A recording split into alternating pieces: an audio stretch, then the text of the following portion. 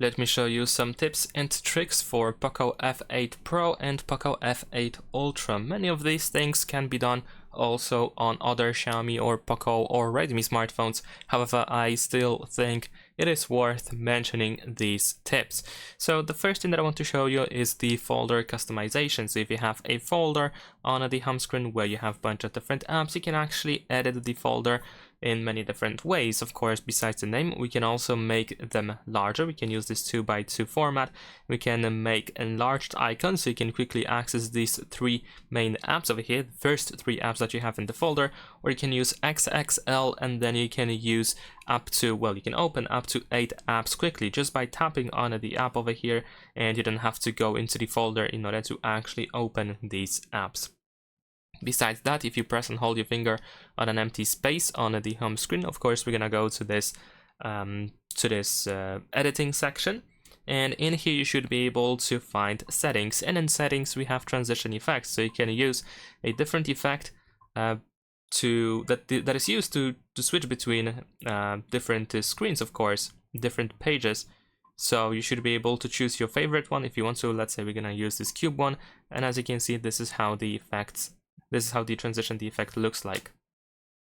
Now we're gonna take a look at the app drawer, because over here we have a bunch of different customization options as well. For example, we can tap on this setting icon in the upper right corner. We can toggle app suggestions that we have at the top of the list. You can also manage categories that we have at the top of the app drawer as well. You can exclude categories, you can add custom categories, and you can completely disable categories altogether. We can also manage background over here, so we can make it light, dark, or automatic to synchronize it with the light or dark mode in our display settings.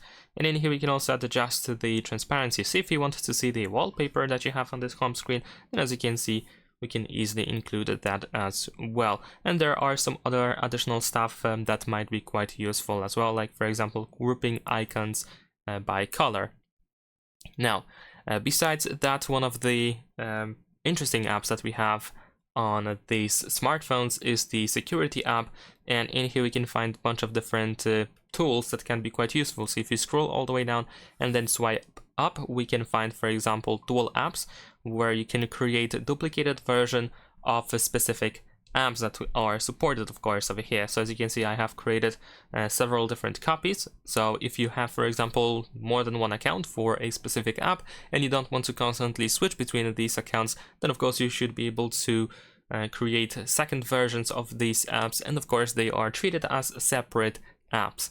Besides that, over here we can also find the hide apps option, so you can easily hide apps from the app drawer and the home screens. And then of course, once you add those hidden apps to this section, we can spread 2 fingers apart on the home screen in order to access those hidden apps. In addition to that, as you noticed, we can also add a password to this hidden section. So this is of course optional. You don't have to use the password if you don't want to, but it is just possible to do so.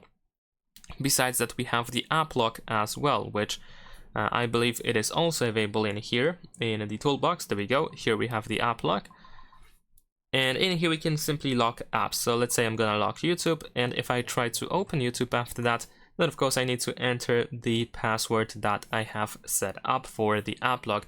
There is a privacy protection password that we can set up for these things, such as the hidden app section and the app lock. And of course, if you want to, you can just use the same password as you use for the lock screen on your phone. Now, we have the IR Blaster both on the F8 Pro and F8 Ultra, which means that we have the MI Remote app, which can be used in order to set up a remote of your devices or appliances that you have at home. So you don't have to use your remote, for example, of your TV. You can just simply control your TV from your phone. You just have to add your TV over here. You will need to, of course, raise the phone because we have the IR Blaster on the back, and make sure that the back of the phone is facing the device. Select your brand, the brand of the device that you have, and then just follow the rest of the instructions that you will see on the screen. Over here at the top, of course, we have the status bar, and sometimes it might be clustered, there might be too much information, or maybe there are some things that you wish to see, like for example the internet connection speed that you can see over here in my case. So if you want to personalize the status bar, we can open settings, go to notifications in status bar, and then over here we can choose customize icon display, so you can include or exclude certain things from your status bar on your phone. While being in settings, I also want to show you sound and vibration, and over here we can find sound effects where we can personalize how the sound, how media is being played. So if you think that the quality of the audio could be slightly better, then you might need to visit this option where we can choose between, for example, the dynamic sound or the balanced one. We also have different profiles that can be used, or you can go to more and tap on custom in here in order to find the equalizer. And of course we also have different presets that we can use, so essentially while listening to music you can of course use these presets and find out which sound you like the most, so you can then stick with that. Now, in addition to that, we also have quite useful backtap gestures, which we can find in additional settings.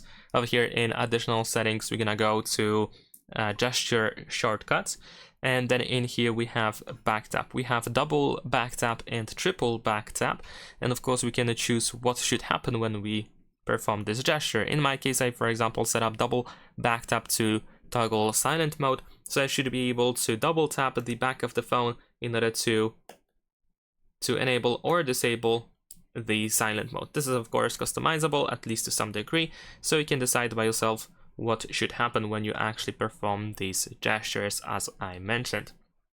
We're gonna also visit the control center or quick settings. In here, of course, we can also customize it a little bit. As you can see, for example, in my case, all these buttons have names, which is something that is not enabled by default. So if you wish to have these names below these buttons, then we can go to edit, and then in here at the top we have show icon labels in control center. So of course this option should be enabled if you want to see or not see, of course, these names of these buttons, so you don't have to guess what they do and what they mean. And we're gonna go back to settings one more time. This time I'm gonna show you battery settings. In here, if we go to charging options, you should be able to find wired charging mode, which is by default set to standard, but you can actually increase the charging speed by setting this option to top speed. Of course, as a result, the phone may heat up quicker, or maybe it will be just warmer when charging the phone. But if you care about the charging speed, if you wish to be able to charge your phone as quickly as possible, then you might want to use the top speed option.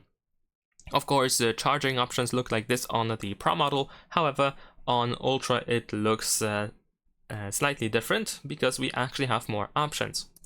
More precisely, it looks like this. So we have also the wireless charging mode, which can be set to silent, but I think one of the most interesting parts of this setting is the reverse wireless charging. So you can pretty much enable reverse power sharing, and if you have a device that you can charge wirelessly, then with reverse wireless charging you can just place that device on the back of your POCO F8 Ultra, and in this case you will start charging that other device without the need of use a cable. But of course, like I said, the other device that you want to charge with your POCO F8 Ultra must support wireless charging. Another exclusive to Ultra model feature that is not available on F8 Pro is in additional settings, and that is the speaker cleaner. Usually it takes like 30 seconds in order to go through this process. We also have instruction how you want to use this feature, what you should do, but this is a pretty cool feature that allows you to just simply clean the speaker in case you are worried that it might be dirty. And another thing that I want to show you is the heart rate, which is something that is also not available on F8 Pro, but it is available on F8 Ultra. So we need to cover the flash camera, which is activated over here, and also I believe we need to cover this camera in here. So if we do so, if we try to cover both the flashlight and the camera, then we might be able to measure the the heart rate. I'm not sure if it's gonna measure. It seems that it doesn't actually work to measure my heart rate, but there we go. As you can see now, it works just fine. So you just have to hold your finger on this camera lens in here. And that is pretty much it. These are all major tips and tricks that I wanted to show you on POCO F8 Pro and POCO F8 Ultra. I hope this video was helpful. If there's something that you think is quite important to know about that might not be known by other people, you can of course share it in the comments so everyone can enjoy their POCO F8 Pro and POCO F8 Ultra as much as it is possible. Thanks for watching, leave a like and subscribe.